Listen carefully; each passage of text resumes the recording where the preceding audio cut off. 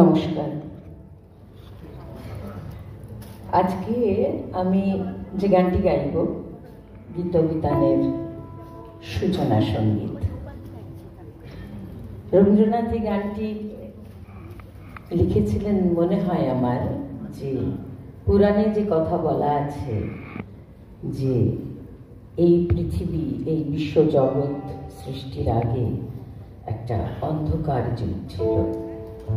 সেই সময়েও সেই অন্ধকার যুগে পরম শক্তিমান তিনি একেবারে একা ছিলেন, কিন্তু তিনি একা থাকলেও তাঁর সঙ্গে ছিল নাদ, নাদ ব্রহ্ম, সেই সুর, যে সুর দিয়ে তিনি পরবর্তীকালে তাঁর সমস্ত সৃষ্টিকে এক ছন্দে এক কালে বেঁধেছেন।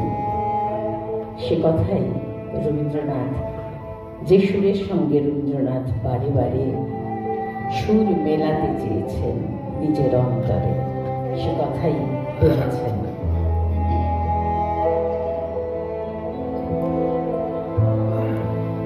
প্রথম যুগে উদয় দিগঙ্গনে